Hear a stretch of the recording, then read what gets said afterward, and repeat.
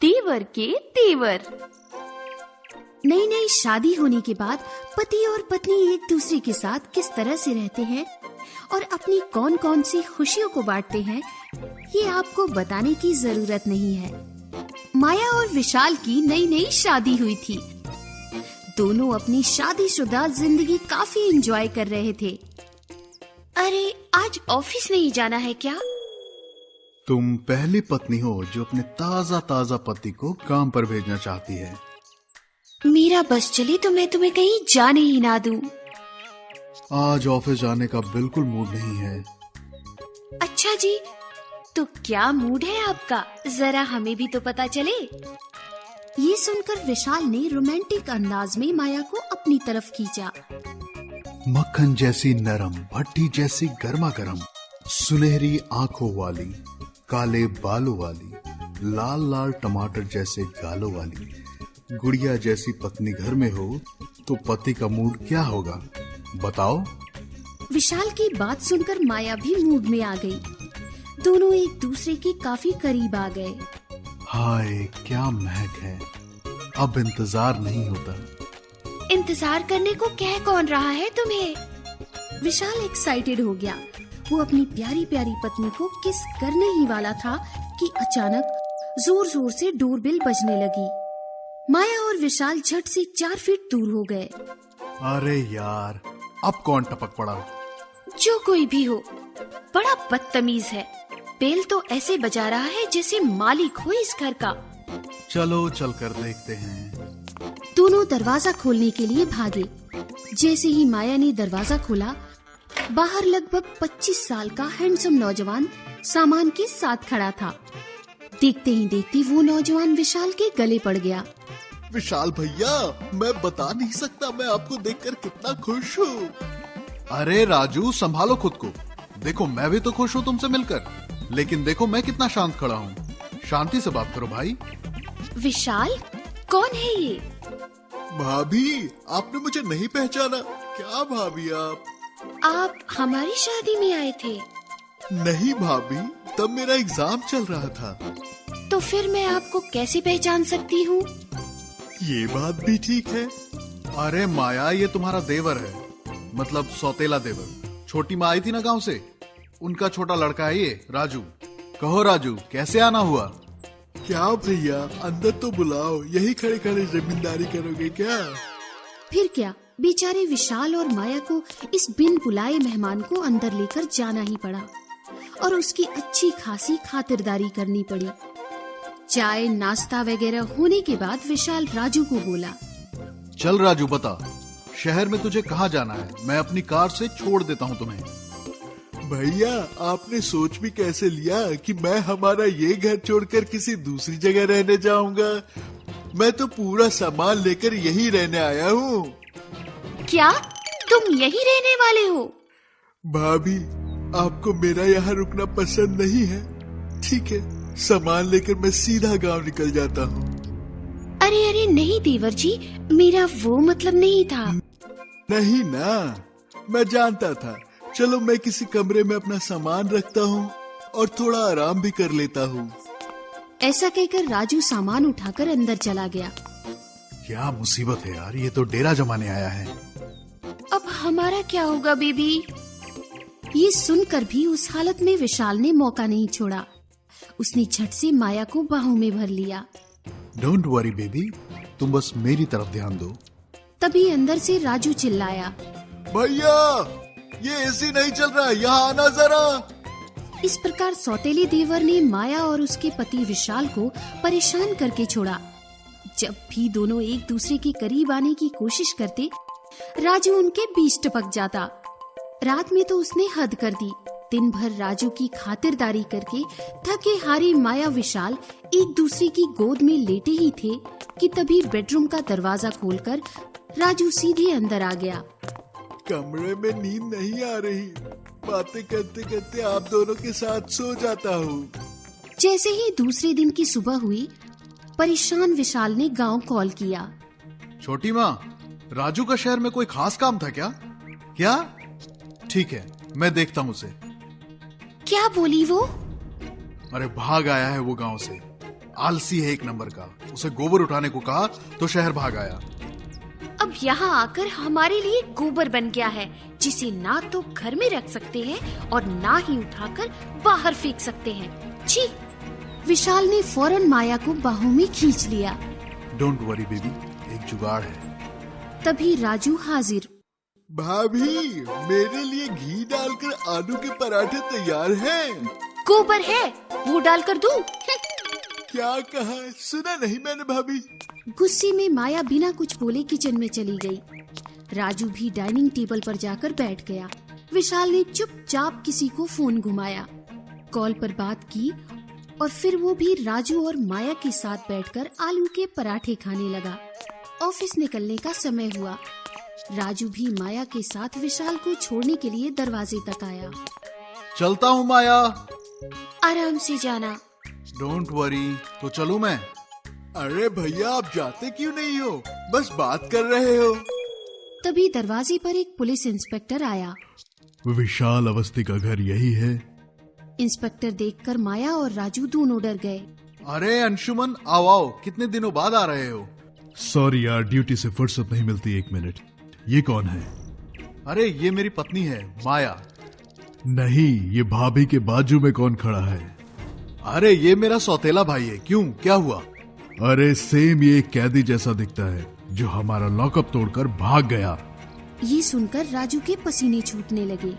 अरे सर, मैं कोई कैदी नहीं हूँ। अरे भाई पता है, लेकिन तुम्हें मेरे साथ चलना होगा। वो क्यों? जब तक वो पकड़ा नहीं जाता तुम लॉकअप में रहो, हमारी हेल्प हो जाएगी। हाँ हाँ, ले जाओ इसे। वैसे भी ये यहाँ आराम करने ही आया है, यहाँ रहे या लॉकअप में, बात तो एक ही है। चलो भाई, मुँह क्या देख रहे हो? अरे नहीं भैया, मैं तो मजाक कर रहा था। गांव में माँ काम करे और मैं यहाँ आराम करूँ।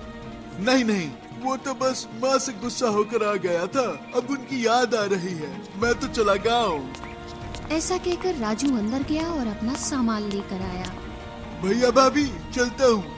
कभी वक्त मिले तो गांव आ जाना। हो सके तो इंस्पेक्टर साहब को भी साथ ले आना। ऐसा कहकर राजू किसी के कुछ कहने से पहले ही भाग गया। देखा विशाल, लोग कहते हैं पुलिस कभी काम नहीं आती। गलत कहते हैं लोग। कमाल कर दिया मेरे दोस्त। चलो अंदर चलो। ओह, तो ये आपकी चाल थी। हाँ माया, अंशुमन मेरा कॉलेज फ्रेंड है। चलो अंशुमन, माया के हाथ के पराठे खाकर देखो जरा। पराठे खाऊं, लेकिन गोबर नहीं, घी डालकर। ये सुनकर माया और विशाल जोर जोर से हंस पड़े। शिल्पा और शुभम की नई नई शादी हुई थी। शादी होते ही दूसरे दिन शुभम शिल्पा को गांव से शहर में लेकर आता है। शिल्पा के साथ उसके घर वाले कुछ दिनों के लिए उसकी सहेली गुलाबो को साथ भेजते हैं, जो शुभम का सरदर्द बन जाती है। शिल्पा, आज शाम को मैं जल्दी घर आऊंगा। हम दोनों पिक्चर देखने चलेंगे, तो तुम रेडी रहना, मैं तुम्हें लेने आऊंगा। ओके? हाँ जी। क्या है हाँ जी? ठीक है जी। अब तुम्हें शहर की आदत डालनी होगी। मुझे शुभम नाम से ही बुलाया करो, और शाम को ये साड़ी वाड़ी पल्लू विल्लू की जरूरत नहीं है, समझी? ड्रेस पहनना, ड्रेस। देखो जीजी, ये साड़ी वाड़ी के बदले तुम ड्रेस वगैरह बिल्कुल मत पहनना, अच्छा नहीं लगता। पर गुलाबो, इन्हें ये सब अच्छा लगता है। जीजा जी को ठीक लगता है, यहाँ तक ठीक है, पर तुम्हें नहीं पता ये शहर के लोग बड़े दिल के काले होते हैं। औरत मर्द गले में हाथ डाल के चलते हैं, गले मिलते हैं। ना बाबा ना, तुम्हें भी उस सब की आदत लग जाएगी। गुलाबो की बातों में आकर शिल्पा सोचने पे मजबूर होती है। हाँ गुलाबो, सही कह रही हो। देखना, इनको गांव जैसा संत आदमी नहीं बनाया तो नाम शिल्पा नहीं। हाँ हाँ जीजी, मैं जो कहती हूँ वैसे ही करना। यहीं से शुभम के वैवाहिक जीवन में बदलाव शुरू होता है। अरे शिल्पा, तुम रेडी नहीं हुई? हमें जाना है ना फिल्म देखने। और ये क्या, तुमने फिर साड़ी पहनी है? शिल्पा, मुझ पर सब हंसेंगे यार। मैं तो साड़ी ही पहनूंगी। और देखो, गुलाबो भी रेडी हो गई। अरे यार, ये क्या, हम दोनों ही जा रहे थे ना। अब गुलाबो कहाँ से आ गई कबाब में हड्डी? इसका मतलब हनीमून पर भी गुलाबो साथ आएगी। आपने कुछ कहा क्या? नहीं कुछ नहीं, चलो देर हो रही है, यही कहा। शुभम की शादी को अब 1 ही महीना हुआ था। एक दिन अचानक शुभम रोमांटिक मूड में शिल्पा को पीछे से जाकर बाहों में जकड़ लेता है। अरे क्या कर रहे हो? अपनी बीवी के साथ रोमांस कर रहा हूँ। तुम तो वक्त देती नहीं। छोड़िए मुझे, कोई आ जाएगा। गुलाबो ने कहा है कुछ रस्में अभी भी गांव जाकर करनी है, उसके बाद तो सारी उम्र पड़ी है। अरे यार, ये क्या नया नाटक है? शुभम गुस्से में अपनी शूटिंग के सेट पर चला जाता है। वहाँ पर उसकी सहेली सेक्रेटरी जूली आती है। Hello dear sir, how are you? अच्छा बाबा, कैसा है मेरा बाबू? मेरे बाबू ने खाना खाया कि नहीं? क्यों गुस्सा कर रहा है बाबू? अरे यार जूली, फिर शुरू हो गई तुम। मेरा दिमाग खराब है पहले से ही। अच्छा बोलो, क्या हुआ? जरा अपनी तरफ देखो, कैसे रहती हो तुम? यू मीन हॉट ना? नॉटी? जूली। ओके सॉरी, बोलो क्या प्रॉब्लम है? यार मेरी वाइफ शिल्पा पता नहीं साथ में गुलाबों को लेकर आ गई है, और वो शिल्पा सब बातें उसी की सुनती है। अरे डार्लिंग, टेंशन मत लो, हो जाएगा सब ठीक। क्या खाट ठीक होगा? आज तो छोटी सी बात पे झगड़ा हो गया। तुम और मैं गर्लफ्रेंड बॉयफ्रेंड बन जाते हैं। क्या दिमाग खराब है? ये कौन सा सॉल्यूशन है? मुझे पता है तुम्हारी शादी हो गई है, पर ये सिर्फ गुलाबों के लिए है, समझे बुद्धू? मतलब मैं कुछ समझा नहीं। यार तुम्हारी प्रॉब्लम शिल्पा नहीं, गुलाबो है। अब जब जब हमारे सामने गुलाबो आएगी तब तब हम गर्लफ्रेंड बॉयफ्रेंड, ओके? और इसके लिए हमें एक और साथी चाहिए। साथी चाहिए? जूली, मुझे कुछ समझ नहीं आ रहा। अरे यार तुम आम खाओ ना, गुठलियाँ मत गिनो। जो करना है करो, लेकिन गुलाबो नाम के इस कांटे को निकालो। तो आज से प्लान शुरू। और फिर शाम को, अरे आ गए आप, हाथ मुंह धो लो, मैं चाय रखती हूँ। चाय 3 से 4 कप रखना आज से, और खाना भी इतने लोगों का ही बना लेना। क्यों, क्या हुआ? ये है मेरी सेक्रेटरी जूली। हाय शिल्पा। नमस्ते जी। जूली को शॉर्ट स्कर्ट में हॉट लुक में देखकर शिल्पा की आंखें खुली की खुली रह जाती हैं। और हाँ, यह है सुंदर, इस घर का नया नौकर। आज से ये दोनों इसी घर में रहेंगे। कुछ ही दिनों की बात है, जूली के घर का रिनोवेशन चल रहा है, वो बाद में चली जाएगी। तुम्हें कोई प्रॉब्लम तो नहीं है? नहीं नहीं, भला मुझे क्या? अचानक गुलाबो उसे खींचकर किचन में ले जाती है और कहती है, जीजी मुझे कुछ गड़बड़ लग रही है। क्या है? कुछ गड़बड़ नहीं, मेरा विश्वास है इन पर। ठीक है, रख लो घर में, जब सर पर सौतन नाचेगी तब पता चलेगा। तभी अचानक शुभम आवाज देता है, अरे शिल्पा, क्या हुआ? बाहर आओ। आई जी। जूली, ये है गुलाबो। हाँ पता है। Hi darling. पता है, पर मैं तो पहली बार मिल रही हूँ। अरे बाबा, सर तेरे बारे में बताते रहते हैं, बहुत ख्याल रखती है शिल्पा का, ये वो। अच्छा अच्छा। शिल्पा चाय रखने अंदर जाती है, तभी शुभम जूली का बैग उठाता है और बेडरूम में रखने के लिए चलने लगता है। जीजी जीजी, देखो मैं ना कहती थी, जरूर कोई बात है। क्या हुआ? उस जूली का बैग उठाकर जीजू गए बेडरूम के अंदर। शिल्पा दौड़कर बाहर आती है, पर शुभम अपनी जगह पर ही होता है। बेडरूम से नौकर सुंदर और जूली बाहर आते हैं। सुंदर, तुम बेडरूम में क्या कर रहे हो? मैं तो जूली मैडम के बैग रखने गया था। पर बैग तो। शिल्पा, क्या हुआ? क्या सोच रही हो? क्या हुआ बैग का? कुछ नहीं, अभी आती हूँ। शिल्पा अंदर किचन में जाकर गुलाबो से कहती है, कुछ भी? क्या कहती हो? बेडरूम में बैग रखने सुंदर गया था, मैंने खुद बाहर आते देखा। गुलाबो सोच में पड़ जाती है। शक का कीड़ा दिमाग में घूमता रहता है। और फिर दूसरे दिन सुबह, हे भगवान, ये क्या? बाथरूम में नहाने के लिए जूली के साथ जीजू भी अंदर गए हैं। अब तो चोर पकड़ा ही जाएगा। वो दौड़कर शिल्पा को जगाने के लिए जाती है। जीजी जीजी। क्या है गुलाबो, सोने दो ना। उठो, कुछ दिखाना है। गुलाबो शिल्पा को बाथरूम के दरवाजे तक ले जाती है। देखो अंदर, जूली के साथ अंदर कौन नहा रहा है? तुम्हारे पतिदेव। ये क्या बकी जा रही हो? क्या हुआ शिल्पा? नहाने जा रही थी, क्या हुआ? अंदर तुम्हारे साथ और कौन है? तभी अचानक भीगी हुई हालत में सुंदर आता है।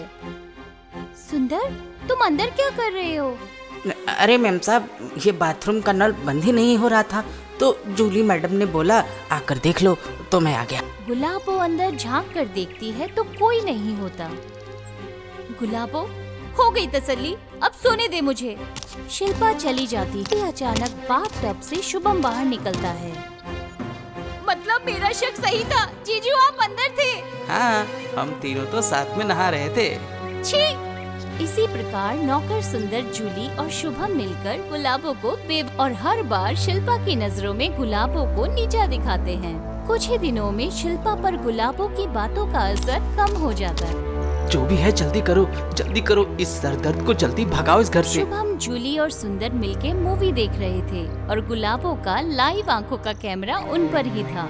अचानक टीवी देखते देखते जूली सुंदर को इशारा करके शुभम से कहती है, डार्लिंग, एक किस दो ना। अरे पागल हो क्या? शिल्पा घर में है और वो गुलाबो भी इधर ही देख रही है। डार्लिंग प्लीज, गुलाबो से क्या डरना, उसे तो सब पता है। शुभम जानबूझकर गुलाबों के सामने जूली की गर्दन झुकाकर किस करने का नाटक करता है। हाय दैया, अब तो जीजी को सामने सामने दिखाती हूँ।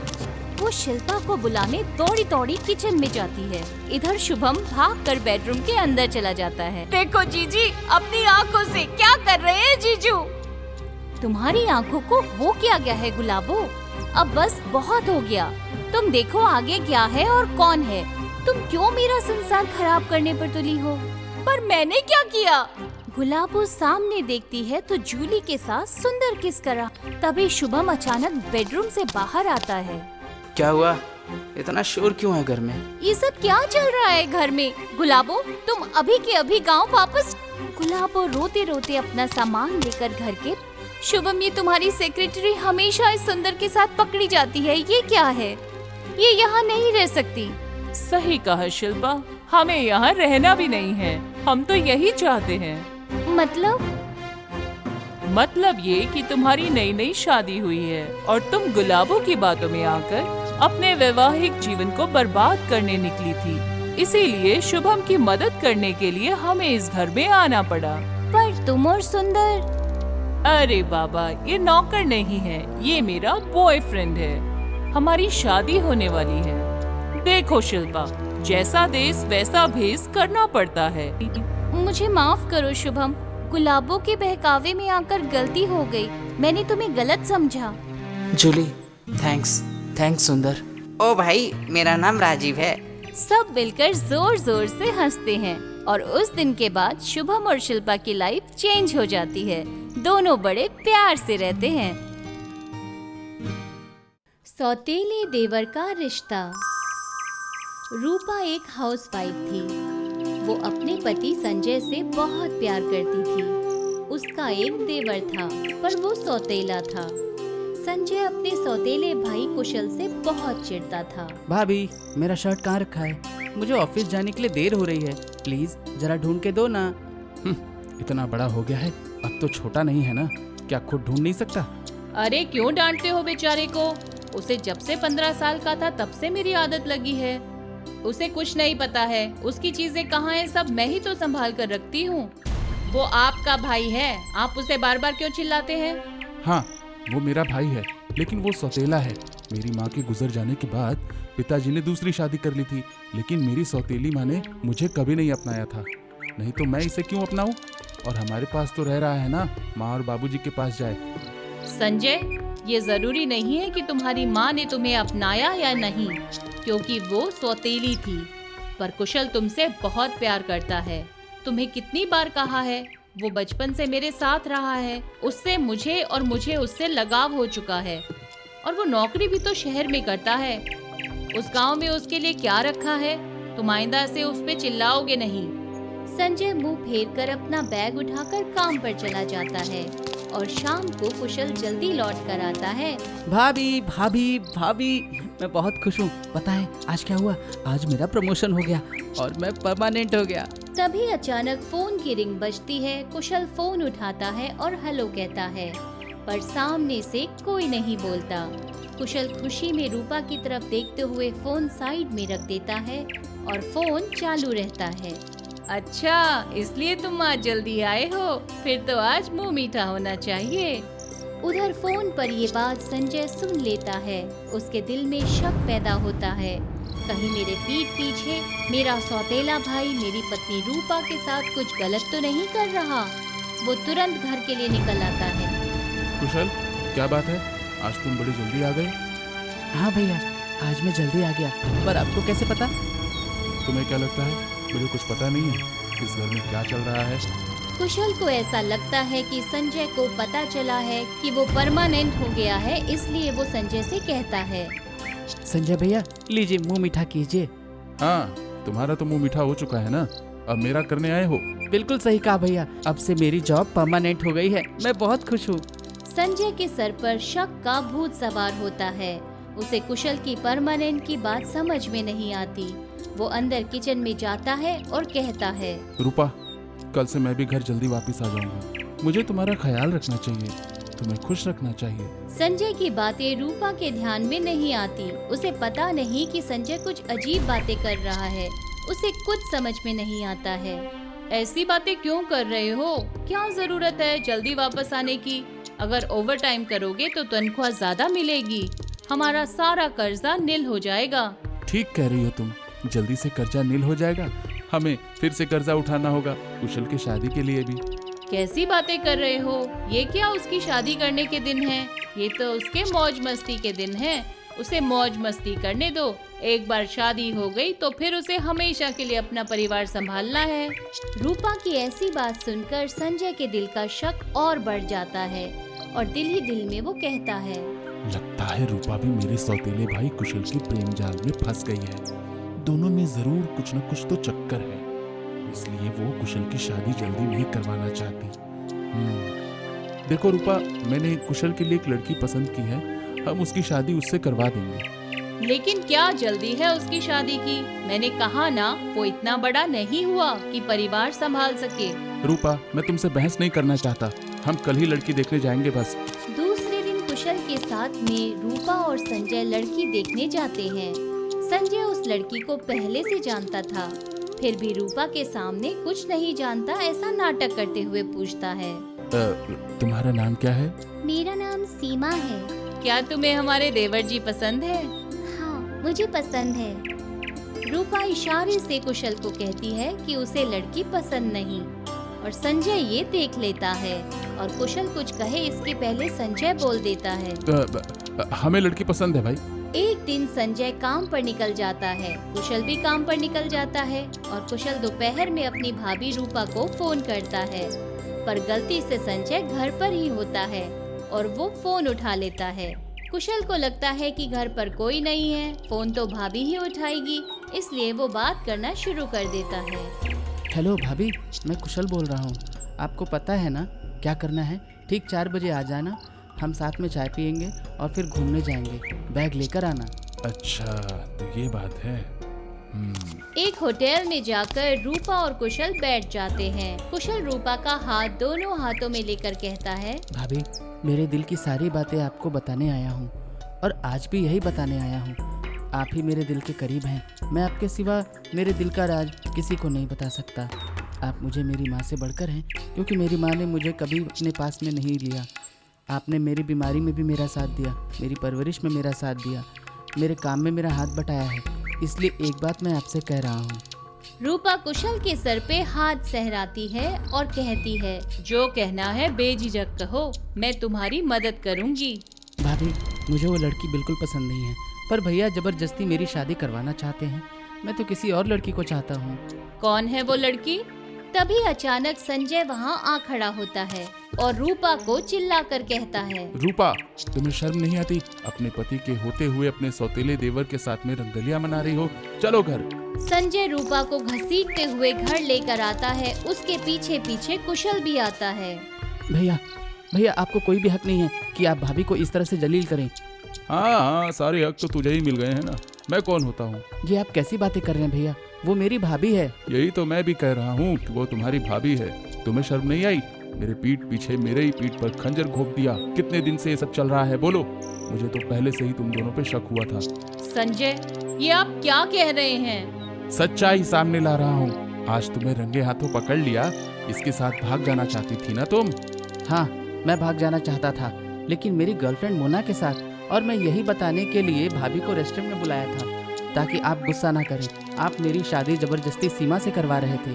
सीमा मुझे बिल्कुल पसंद नहीं है। भाभी मेरे लिए माँ से बढ़कर है। उसने बचपन से मेरा ख्याल रखा है।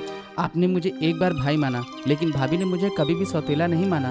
मेरी माँ से ज़्यादा बढ़कर उन्होंने मुझे प्यार किया है और करती रहेगी, और मैं भी उन्हें माँ से बढ़कर ही मानता हूँ, चाहे आप कितना भी शक कर लो। कुशल की बातें सुनकर संजय टूटकर जमीन पर बैठ जाता है और हाथ जोड़कर रूपा से कहता है, रूपा, मुझे माफ कर दो। शक की वजह से हमारे बरसों से चले आए रिश्ते को तोड़ने चला था मैं। तुम्हारा गुनहगार हूँ मैं, मुझे माफ कर दो। कुशल, मुझसे गलती हो गई। आज से मैं कभी भी तुम्हें सौतेला नहीं मानूंगा। भाभी, भैया को माफ कर दो। हस्बैंड वाइफ में छोटे मोटे झगड़े तो होते रहते हैं, पर उन्हें गलतफहमी हुई थी। अब वो दूर हो चुकी है क्योंकि वो आपसे प्यार करते हैं। रूपा संजय को माफ कर देती है और उस दिन के बाद कभी भी ऐसे शक भरी निगाहों से उसे संजय नहीं देखेंगे, ऐसा वादा लेती है और कुशल को उसके मनपसंद लड़की के साथ शादी करने की फ्रीडम देने को कहती है। कुशल, मुझे माफ कर दो। वो लड़की सीमा मेरे पहचान की है। मैंने तुम दोनों के रिश्ते पर शक के चक्कर में गलती की। मुझे ऐसा लगा कि मैं तुम्हें रूपा से अलग कर दूंगा और सीमा से तुम्हारी शादी करा देता और तुम इस घर से चले जाते ताकि मेरी रूपा मुझसे दूर नहीं हो। मैं नहीं जानता था कि तुम अपनी भाभी से माँ से बढ़कर प्यार करते हो। मैंने तुम्हारे पवित्र रिश्ते पर शक किया है। तुम्हारा गुनहगार हूँ। वादा करता हूँ कि मैं फिर कभी शक नहीं करूँगा। सारी उम्र रूपा से ही प्यार करूँगा। हमें कोई संतान नहीं है। आज से तुम ही हमारे बेटे हो। प्यार ऐसा चीज है जो हर बिछड़े को मिला देता है। प्यार सबसे अटूट बंधन माना जाता है, लेकिन कुछ लोग आज भी इस प्यार को बदनाम करते हैं। ये कहानी है सुचित्रा और सारांश की। दोनों गुजरात के सूरत के रहने वाले थे। दोनों अच्छे दोस्त थे। एक बार दोनों अपने एरिया के पार्क में घूम रहे होते हैं। तभी सुचित्रा सारांश से बातें कर रही होती है। तुम्हारे हिसाब से कपल्स को किस तरह होना चाहिए? चप्पल की तरह। क्यों? क्योंकि अगर एक चप्पल गुम हो जाए तो दूसरी काम में नहीं आएगी। तुम बहुत मजाकिया हो। असल में कपल्स को दो हंसों के जोड़े की तरह होना चाहिए। अच्छा, ये सब छोड़ो। मेरे पास तुम्हारे लिए एक गिफ्ट है। इसे जल्दी से ओपन करो।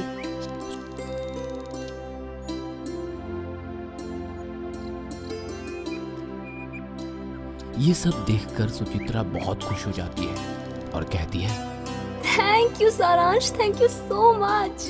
अगले हफ्ते दोनों प्लेन का सफर करते हुए नैनीताल जा रहे होते हैं। तभी प्लेन के बाथरूम से सुचित्रा के चिल्लाने की आवाज आती है। सभी बाथरूम की तरफ भागते हैं और सुचित्रा कहती है, पता नहीं, मुझे बाथरूम में अजीब सा साया दिखा था। अरे तुम्हारा वहम होगा। भला तुम्हें प्लेन में साया कहाँ से दिखने लगा? शाम को दोनों अपनी फ्लाइट से नैनीताल पहुंचते हैं और होटल में रुकते हैं। रात को सुचित्रा एक सेक्सी लिंजरी पहनकर बेडरूम में सारांश के पास आती है और मस्ती भरी आवाज में कहती है, सारांश, चलो ना, हम दोनों अपनी थकान को दूर करते हैं। हम यही करने तो नैनीताल आए हुए हैं। आओ, मेरी बाहों में आओ। दोनों अपनी थकान दूर करते हैं और कुछ दिन नैनीताल घूमते हैं और सारांश को एक कंपनी का मेल आता है। वो सुचित्रा के पास जाता है। सुचित्रा, गुड न्यूज, मेरे कंपनी ने 1 महीने के लिए मेरा ट्रांसफर नैनीताल कर दिया है। तो अब क्या हम 1 महीना यही एंजॉय करेंगे? कितना मजा आएगा। वाओ बेबी, हम घूमेंगे, नाचेंगे, गाएंगे और हर रात तहलका मचाएंगे। सही है मेरे होने वाले पतिदेव। दोनों कुछ दिन बाद शादी कर लेते हैं, मगर इस कहानी में एक ट्विस्ट है। सारांश ऑफिस में बहुत बिजी रहने लगा था। उसे कभी कभी घर आने में बहुत रात हो जाती थी। एक दिन सारांश घर आता है तो सुचित्रा उसका स्वागत करती है और जब नहाने के बाद सारांश अलमारी से कपड़े निकाल रहा होता है तभी उसे कुछ अजीब सी शर्ट दिखाई दी जो उसकी नहीं थी। वो सुचित्रा को आवाज देकर बुलाता है और कहता है, ये शर्ट किसकी है? मैं तो ऐसे शर्ट नहीं पहनता। मुझे नहीं पता, शायद पहले से यहाँ रखी होगी। क्योंकि सारांश को कभी ना कभी ऐसी चीज दिखती जो अजीब थी। आखिरकार मजबूरन में उसे अपने घर में सीसीटीवी कैमरा लगाना पड़ा। सारांश ने उस कैमरे की फुटेज देखी तो उसे बहुत दुख हुआ। असल में सारांश की गैर मौजूदगी में कोई आदमी सुचित्रा से मिलने आया करता था और उससे फिजिकल कांटेक्ट बनाता था। फिर अगले दिन सारांश ऑफिस जाने का बहाना करके घर से बाहर गया। और चुपचाप अपने घर के बाहर नजर रखने लगा। तभी एक आदमी सारांश के घर आया और सारांश ने देखा कि दोनों एक दूसरे के साथ चिपके हुए बोल रहे थे आई लव यू, और उसके जवाब में सुचित्रा बोलती है आई लव यू टू। उसके बाद अक्षत, तुम ही हो जो मुझे सारांश से भी ज्यादा सेटिस्फाइड रखते हो। मगर हमें सारांश का काम तमाम करना है। अभी नहीं, जब तक मैं उसकी सारी प्रॉपर्टी ना हथिया लूं तब तक नहीं करेंगे। मगर ये सब सारांश से देखा नहीं जाता और वो उन लोगों के पास जाता है। अरे बेवफा औरत, मैंने तेरा क्या बिगाड़ा था जो तुमने मुझे इतना बड़ा धोखा दिया? लेकिन तुम तो ऑफिस गए थे ना, और तुम्हें हमारी सच्चाई कैसे पता लग गई? मुझे तुम पर शक पहले से था, लेकिन आज यकीन हो गया। मगर अब मैं तुम दोनों को जेल करवाऊंगा। जब यहाँ से बच के जाएगा तब ना बेटे।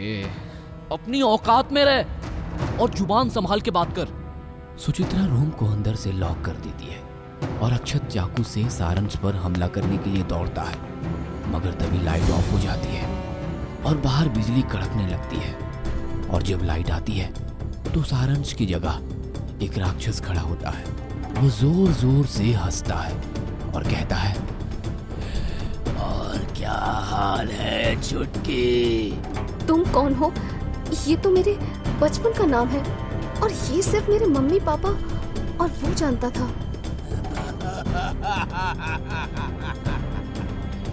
लगता है तुम्हें कुछ याद आ रहा है। ये राक्षस कौन है और सारांश कहाँ गया? मैं सारांश हूँ अक्षत। और चुटकी, कुछ याद आया तुम्हें?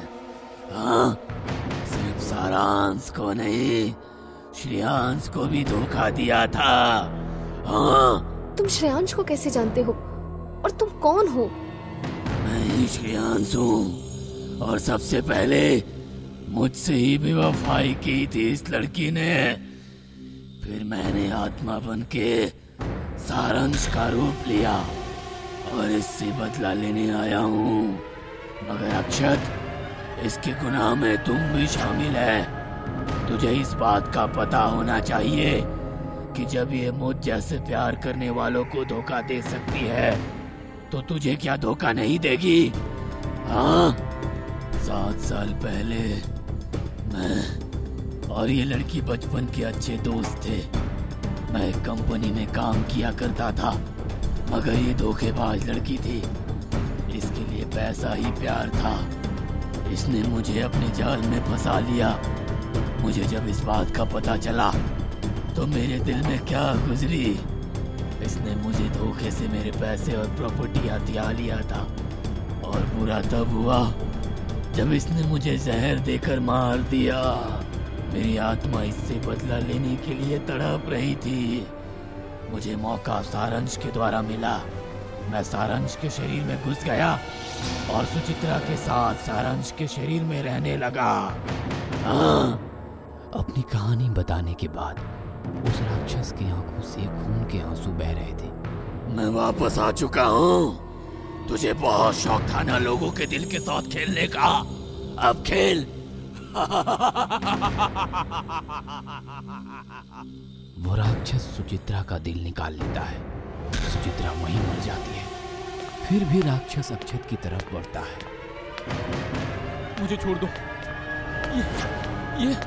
ये लड़की मुझे भी धोखा दे रही थी। मैंने पहले भी कहा था कि तुझे पता था कि सुचित्रा सारांश को धोखा दे रही थी, पर तुझे भी लोगों के दिल के साथ खेलने का शौक था ना?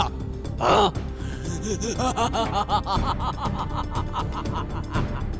फिर उसी चाकू से अक्षत को मार डालता है और वो राक्षस हवा बनके गायब हो जाता है। कभी किसी से बेवफाई नहीं करनी चाहिए, क्योंकि आपका हाल भी सुचित्रा जैसे हो सकता है।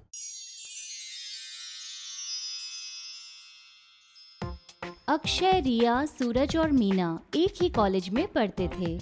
रिया का कॉलेज में आज पहला दिन है। वो गांव से शहर पढ़ने आई है और पहले ही दिन उसका अक्षय से पंगा हो जाता है। अरे ओ मैडम, कहाँ जा रही हो? पता नहीं है, कॉलेज के हम सीनियर्स लोगों के कुछ रूल्स हैं। आपको बढ़िया सा एक गाना गाना पड़ेगा। ओ मिस्टर मजनू, मेरे रास्ते से हट जाओ।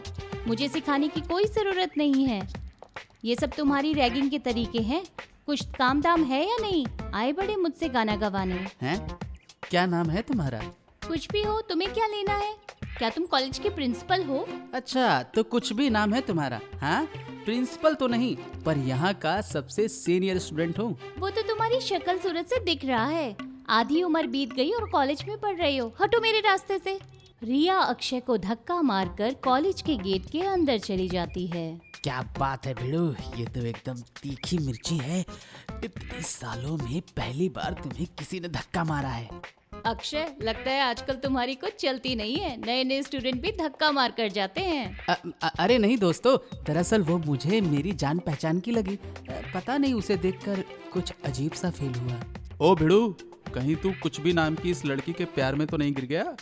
अरे प्यार में गिरे मेरे दुश्मन। वही तो मैं कह रही हूँ, वो तुम्हारी दुश्मन और तुम उसके प्यार में गिर गए। असली मजा तो अब आएगा। इस तरह से अक्षय और रिया के बीच में एक नई लड़ाई की शुरुआत हो जाती है। मम्मी, मम्मी, जल्दी से खाना लगाओ, बहुत भूख लगी है। आई बेटा, इतनी जल्दी क्या है? मम्मी, मुझे देर हो रही है। इम्तिहान के पहले कॉलेज के डे आ रहे हैं। रोज डे, चॉकलेट डे, बहुत मजा आएगा। बहुत सारे स्पेशल दोस्तों से आज मिलना है। ओहो, स्पेशल दोस्त। अक्षय मन ही मन में हंसता है। क्या बात है, स्पेशल दोस्त के नाम से बड़ी शर्म आ रही है। कहीं प्यार व्यार का चक्कर तो नहीं? अरे नहीं मम्मी, कोई स्पेशल नहीं है। वो तो बस ऐसे ही कह दिया। प्यार और मैं कभी नहीं हो सकता। मेरी तो एक ही स्पेशल दोस्त थी बचपन से ही, पिंकी। पता नहीं कहाँ होगी आज भी। हाँ बेटा, जानती हूँ। इतनी गहरी दोस्ती थी तुम दोनों के बीच। साथ खेलते थे, साथ खाना खाते थे, पर तुम्हारे पापा को मंजूर नहीं थी तुम्हारी दोस्ती। छोटे घर की थी ना वो। हम अमीर जो थे, लेकिन देखो आज क्या हुआ। तुम्हारे पापा का काम, घर, गाड़ी सब कुछ चला गया। आज तुम्हारे पापा भी इस दुनिया में नहीं हैं। मम्मी कहाँ खो गई? जाने दो ना, बीती बातों को मत निकालो। तकलीफ होती है मुझे। और तुम्हें भी। मैं चलता हूँ, मुझे देर हो रही है। उस दिन कॉलेज में चॉकलेट डे होता है। अक्षय, आ गया तू। आज तेरी उस कुछ भी कहो का मतलब रिया को मजा चखाना है। हाँ, आज चॉकलेट डे है ना, उसका मुंह तो कड़वा होना ही चाहिए। अक्षय, सूरज और मीना मिलकर रिया के पास जाते हैं। हाय रिया, आज चॉकलेट डे है। देखो, अक्षय तुमसे सॉरी कहना चाहता है। अक्षय अपना हाथ आगे बढ़ाते हुए। हाय रिया, आई एम एक्सट्रीमली सॉरी। वो तो दोस्तों के साथ मिलकर मैंने तुम्हारा मजाक उड़ाया, इसलिए सॉरी कहने आया हूँ। प्लीज मुझे माफ कर दो। इट्स ओके, आज चॉकलेट डे है। चॉकलेट लाए हो मेरे लिए? हाँ, ये लो। रिया जैसे ही चॉकलेट का रैपर खोलती है, उसके अंदर से एक रबड़ की छिपकली जोर से छलांग मारती है। सारे दोस्त मिलकर रिया का मजाक उड़ाते हैं और नकली छिपकली देखकर रिया तो डर ही जाती है। ये क्या मजाक है? तुम समझते क्या हो अपने आप को? हाँ। तुम्हें क्या लगा मैं सचमुच दोस्ती करने आया हूँ? पागल कुत्ते ने काटा है क्या मुझे? तभी मैं सोचूं, कुत्ते की दुम सीधी कैसे होगी? ये तो टेढ़ी ही रहेगी। उन दोनों की दुश्मनी इतनी बढ़ गई थी कि दोस्ती की कोई गुंजाइश नहीं थी। यार, बहुत दिन हुआ उस रिया को मजा नहीं चखाया। कुछ नया करना चाहिए। हाँ, कुछ अलग करते हैं, मजा आएगा। सूरज और अक्षय बाइक पर बैठकर जाने ही वाले होते हैं कि सामने से रिया आती है। अरे अक्षय, देख रिया आ रही है। आज उसके साथ चोरी का प्रैंक करते हैं। चोर चोर चोर चोर, मेरा पर्स चुरा कर ले गया चोर, पकड़ो पकड़ो। सूरज, हम तो इसके साथ चोरी का प्रैंक करने वाले थे, लेकिन सचमुच चोर इसका पर्स लेकर भाग गया। हमें उसे पकड़ना चाहिए। अक्षय और सूरज चोर का पीछा करते हैं। अक्षय और चोर के बीच में हाथापाई होती है। अक्षय को चोट पहुंच जाती है और चोर भाग जाता है। अक्षय रिया का पर्स मीना के हाथ में देता है और कहता है, जाकर रिया को दे आओ। मीना, अक्षय की हिम्मत यहाँ तक बढ़ गई है कि आजकल वो चोरी भी करने लगा। अरे नहीं रिया, सचमुच चोर तुम्हारा पर्स चोरी करके ले गया था। वो तो अक्षय ने जाकर चोर से पर्स छीन लिया। ये सब बहाने मुझे मत बताओ। मैंने अक्षय और सूरज को चोरी का प्रैंक का प्लान करते वक्त सुना था। हे भगवान, रिया तुम्हें मैं कैसे बताऊं? तुम्हारे साथ प्रैंक करने वाले थे, पर उन्हें क्या पता था कि वहाँ सचमुच का चोर आ जाएगा। मुझे तुम लोगों पर विश्वास नहीं है, जा रही हूँ मैं यहाँ से। तभी अचानक अक्षय और सूरज सामने से आते हैं। सूरज के सर पर खून देखकर रिया चौंक जाती है। इसका मतलब मीना सच कह रही थी। मुझे माफ कर दो रिया। मैंने आज तक तुम्हारे साथ बहुत बुरा किया। मुझे पता नहीं था कि मेरी ये मजाक करने की आदत एक दिन मुझे ही परेशानी में डाल देगी। आज से मैं तुमसे वादा करता हूँ, मैं तुम्हें क्या कॉलेज की किसी भी लड़कियों को परेशान नहीं करूँगा। अब बस बहुत हो चुका। रिया अपना हाथ अक्षय के हाथ की तरफ बढ़ाती है और फ्रेंडशिप कर लेती है। दोनों में अच्छी दोस्ती हो जाती है। दोनों एक दूसरे को फोन कॉल करने लगते हैं। बातें बढ़ती हैं। दोनों एक दूसरे के सिवा कुछ और नहीं सोचते। और फिर एक दिन अक्षय की तबीयत खराब हो जाती है। अरे मीना, ये अक्षय 2 दिन से दिखाई नहीं दे रहा है, क्या बात है? फोन भी स्विच ऑफ आ रहा है, उसने कुछ कहा भी नहीं। मुझे घबराहट हो रही है। अरे वाह, बहुत परेशान हो रही हो अक्षय के लिए। हम भी तो उसके दोस्त हैं, हमें इतनी परेशानी नहीं होती। क्या बात है, कहीं तुम अक्षय से प्यार व्यार तो नहीं कर बैठी? प्यार व्यार के चक्कर में मैं तो नहीं पड़ने वाली। प्यार तो मैंने जिंदगी में सिर्फ एक ही इंसान से किया है, और वो है मेरे बचपन का प्यार, गोलू।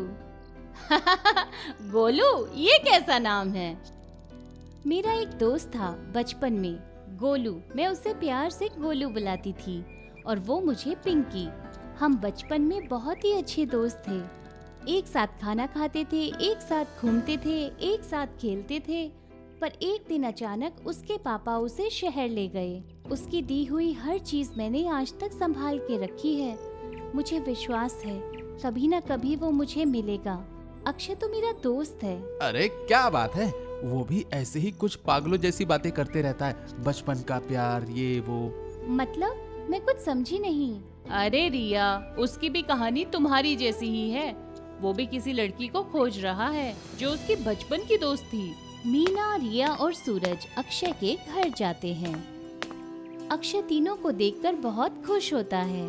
क्या बताओ दोस्तों, 2 दिन से बुखार था, उठा भी नहीं जा रहा था। तुम लोगों को देखकर बहुत अच्छा लग रहा है। अरे अक्षय, तुझे पता है ये भी तेरे जैसी है। इसे भी बचपन में अपने दोस्त से प्यार हो गया था। ये भी उसी की तलाश में है। तेरे जैसे पागल हो गई है ये भी। अच्छा रिया, कुछ अपने बारे में बताओ ना। अरे कुछ नहीं, इनकी मत सुनो। रिया अपने बचपन की सारी यादें सब दोस्तों को बताने लगती है। अक्षय सुनता रहता है। सुनते सुनते वो अपने बचपन की दुनिया में चला जाता है।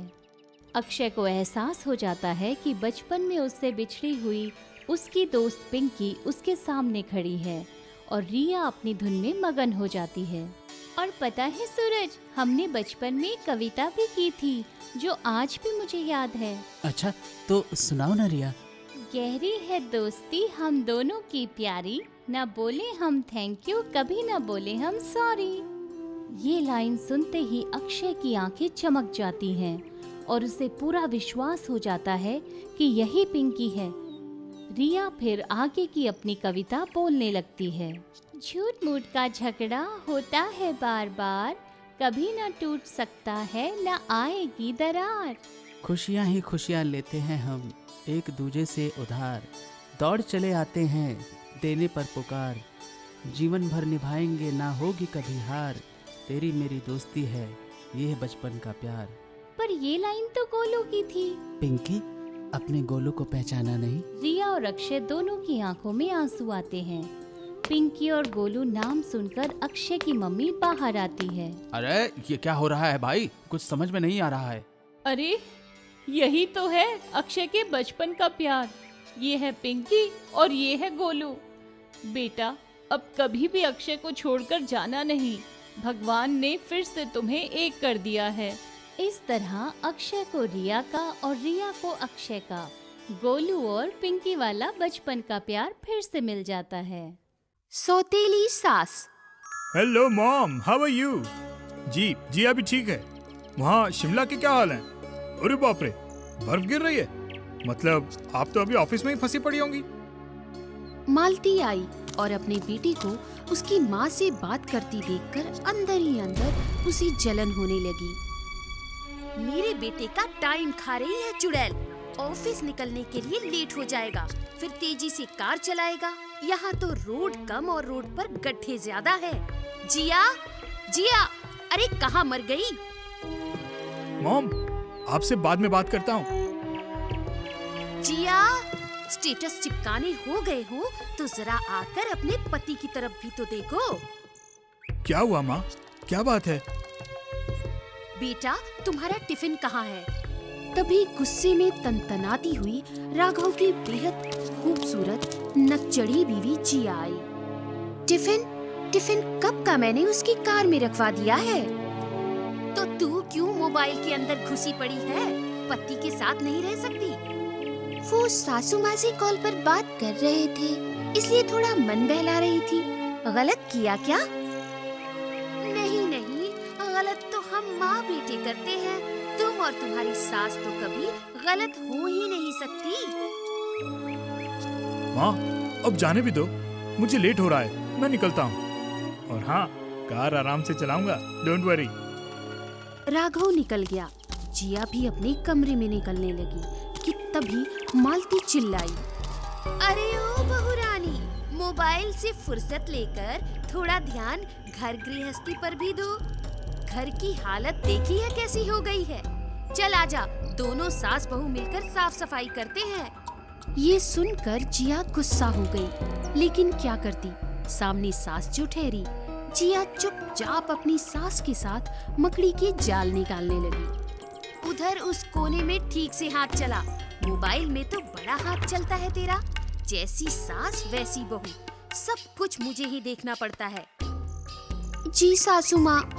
शाम को जैसे ही राघव घर आया, जिया राघव से बिलक बिलक कर रोने लगी। हाय मेरा बच्चा, अब क्या बात है, बताओ भी। मुझे ये सास नहीं, वो सास चाहिए। क्यों? इस सास में क्या खराबी है? बहुत टॉर्चर करती है मुझे, एकदम देहाती टाइप की है। मेरी वो वाली सास ऐसी बिल्कुल भी नहीं होगी। पढ़ी लिखी है, अफसर है, मेरे साथ मैनर्स के साथ रहेगी। इस सौतेली सास के ताने सुन सुनकर मैं पक गई हूँ। जिया प्लीज, माँ को सौतेली मत कहो। राघव, प्रॉब्लम क्या है? क्या हक है इसका मुझ पर या तुम पर हुक्म चलाने का? सौतेली है, सौतेली की तरह रहे, सगी बनने की कोशिश ना करे। जिया, मैं माँ को सौतेली नहीं मानता, वो भी मुझे सौतेला नहीं मानती। इसलिए तुम भी ये वहम निकाल दो। मॉम को ड्यूटी प्यारी है, इसलिए पिताजी को दूसरी शादी करनी पड़ी। माँ चाहती तो अपना दूसरा बेटा पैदा कर सकती थी, लेकिन इन्होंने मुझे ही अपना बेटा बना लिया। इसलिए ये सौतेला सौतेली कहना छोड़ दो। तुम कुछ भी कहो राघव, सौतेला सौतेला ही होता है। उसका पूरा एक्सपीरियंस कर रही हूँ मैं। तभी मालती मंदिर से लौटी और आते ही चिल्लाना शुरू किया, मेरे बेटे को पानी भी पिलाया है या फिर आंसुओं से ही काम चला लिया? जिया अपनी सौतेली सास के टॉर्चर सह सह कर परेशान हो गई थी। पता नहीं वो दिन कब आएगा जब मेरी सगी सास मेरे साथ रहने लगेगी और इस सौतेली सास का पत्ता कट जाएगा। और एक दिन वही हुआ जो जिया चाहती थी। जिया, मॉम का कॉल आया था। मॉम एक जरूरी मीटिंग के लिए आई हैं यहाँ, वो शाम को आ रही हैं। ये सुनकर तो मानो जिया हवा में उड़ने लगी, क्योंकि उसने अपनी सगी सास के साथ ज्यादा समय नहीं बिताया था। अब उसे सगी सास के साथ रहने का मौका मिल रहा था और साथ ही साथ अपनी सौतेली सास को जलाने का भी। जिया किचन में आई और ढेर सारा स्वादिष्ट खाना बनाने लगी।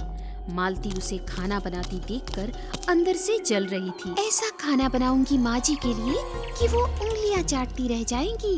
वाह!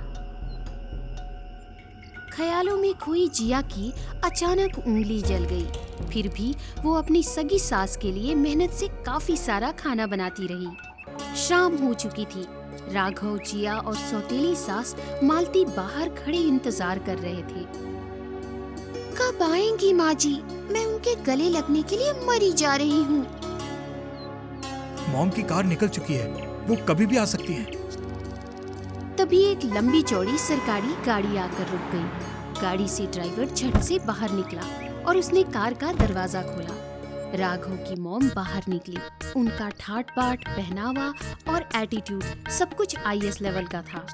जैसे ही वो बाहर आई, जिया भागती हुई गई अपनी सास को गले लगाने के लिए। उसने जैसे ही सास को हाथ लगाया, ए लड़की, चल दूर हट, अदरक की बू आ रही है तेरे हाथों से।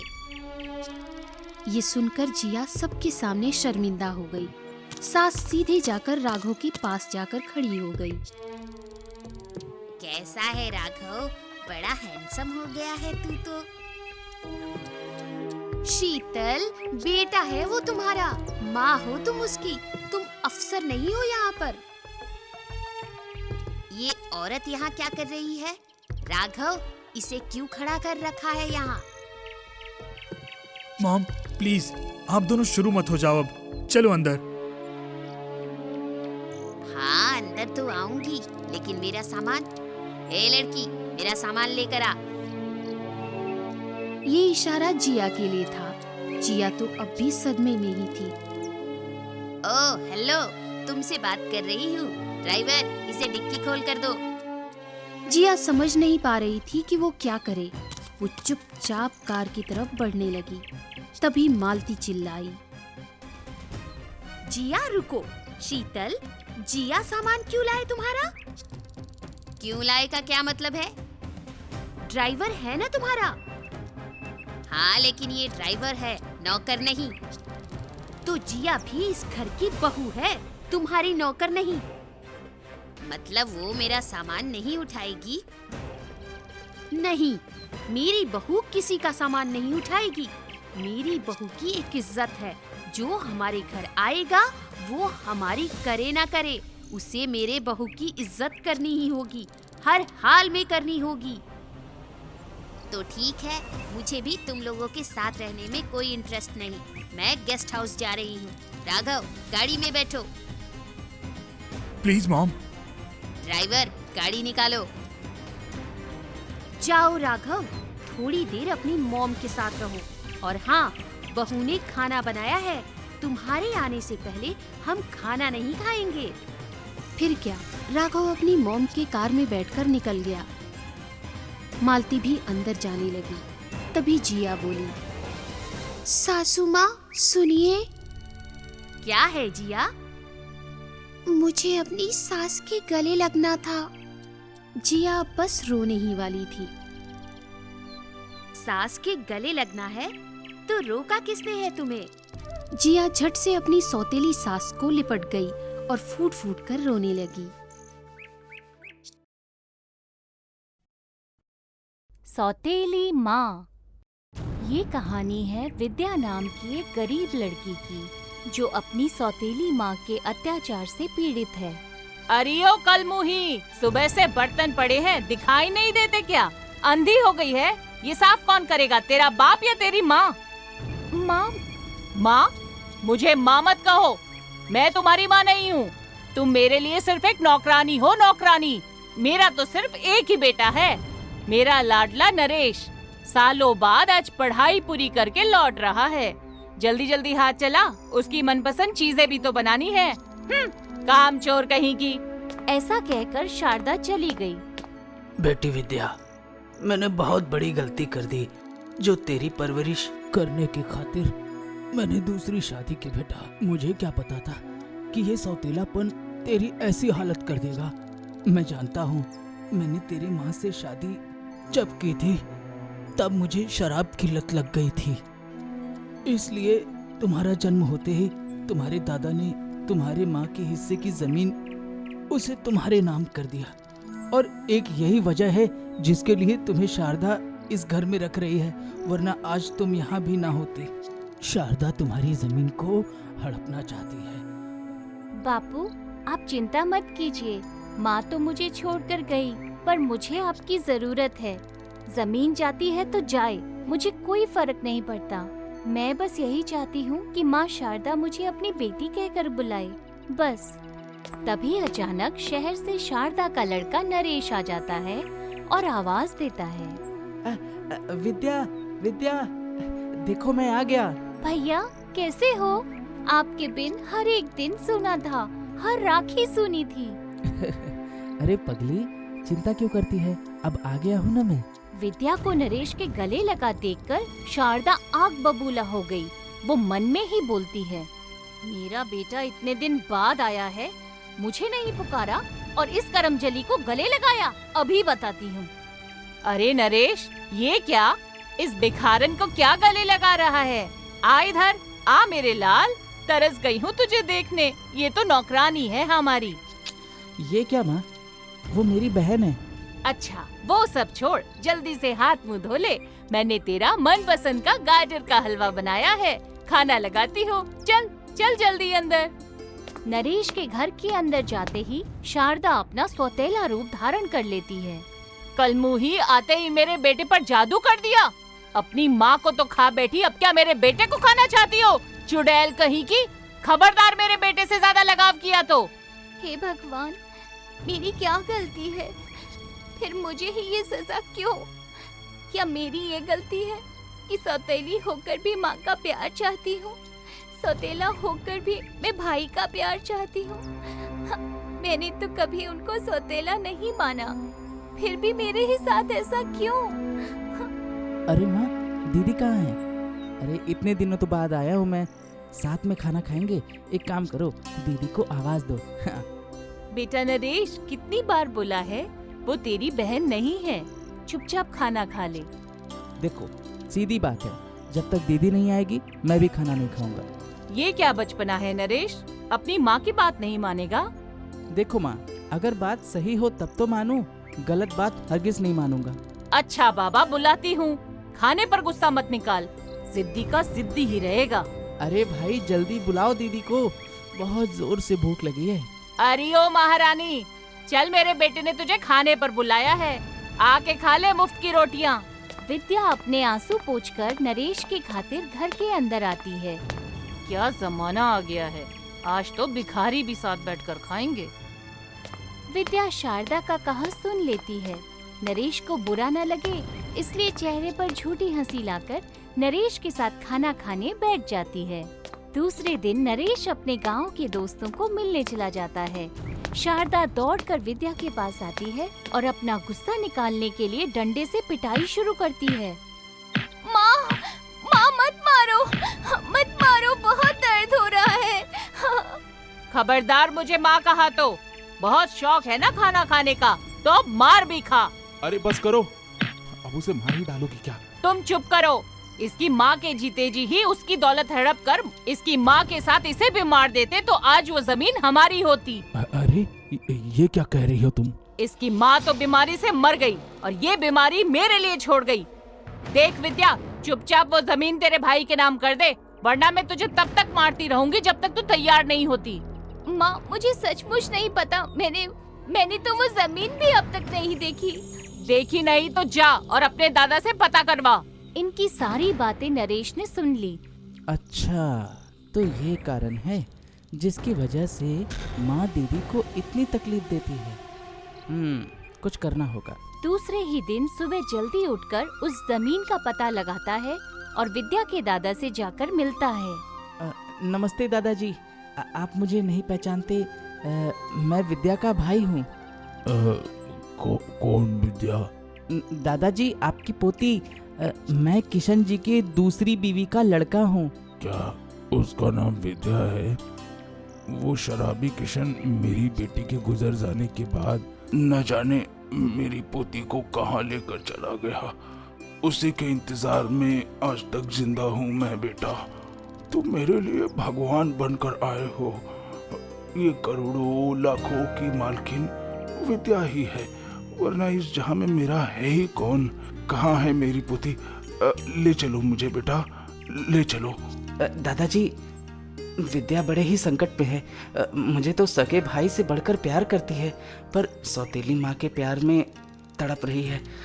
मुझे ले चलो बेटा, मेरी आंखें तरस रही हैं। दादाजी, आप आएंगे? मैं ले चलूंगा आपको, लेकिन एक शर्त होगी। मुझे तुम्हारी हर शर्त मंजूर है। क्या चाहिए तुम्हें? पैसा, जमीन, जो चाहे मांग लो, मैं सब दे दूंगा बेटा। ये सब मेरी दीदी के आगे कुछ भी नहीं है, कुछ भी नहीं चाहिए मुझे। बस मैं ये चाहता हूँ दादाजी कि आप दीदी को वहाँ से ले जाएं और जाते जाते मेरी माँ को सबक सिखाएं। बस यही मेरी विनती है आपसे। नरेश और दादा मिलकर एक योजना बनाते हैं। नकली सोने से भरी हुई एक थैली जाकर शारदा के घर में डाल देते हैं। नकली जेवर को असली समझकर शारदा अपने मन में कहती है, हे भगवान, मैं तो माला माल हो गई। हाय हाय, इतने सारे गहने, कोई देख ले, इसके पहले छुपा देती हूँ। दूसरे दिन पंचायत लेकर एक आदमी किशन और शारदा के पास आया। पंचायत माई बाप लोग, वो रात में जो चोर था वो इसी घर में आया था, वो इसी घर में है। दादा 5 गांव के मुखिया होते हैं। उनको देखकर किशन पहचान जाता है। इसके पहले किशन कुछ कहे, दादा बोलते हैं, तलाशी लो इस घर की, सोना यहीं कहीं होगा। नहीं नहीं, मैंने चोरी नहीं की। तभी पंचायत का एक आदमी घर में से नकली जेवर ढूंढ लाता है। अरे अरे अरे पंचायत माई बाप, ये तो सारे गहने नकली है। एक ही गहना असली है, बाकी सबका सब नकली है। इसी ने कहीं रखा होगा। देखो शारदा, जब तक तुम असली सोना नहीं दे देती हो तब तक तुम्हारे इस घर पर पंचायत का कब्जा रहेगा। हाँ, और तुम्हें अभी के अभी इस घर से निकाल जाने का फैसला दिया जाता है। नहीं नहीं, ऐसा मत कीजिए, मैं सच कह रही हूँ। ये गहने तो कोई और मेरे घर में डाल गया। वो सब हमें नहीं पता, तुम्हें ये घर खाली करना पड़ेगा बस। पर हम जाएंगे कहाँ? ये घर बड़ी मेहनत से हमने बनवाया है, हम रास्ते पर आ जाएंगे।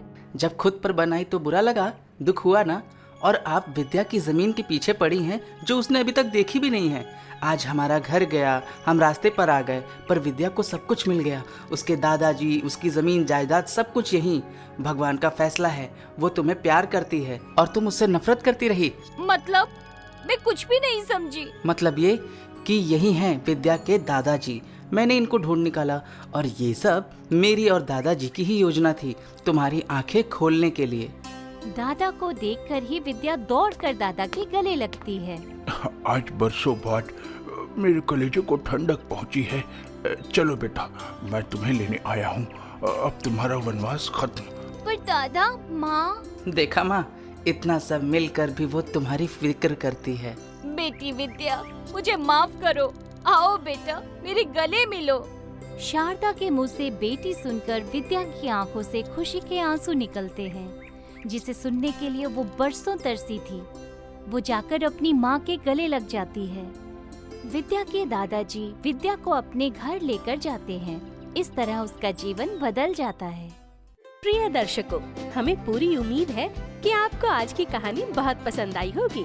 ऐसी कहानियाँ देखने के लिए हमारे चैनल को सब्सक्राइब करें और बेल आइकन का बटन जरूर दबाएं। और हाँ, वीडियो को ज्यादा से ज्यादा शेयर करें और लाइक करना ना भूलें। धन्यवाद।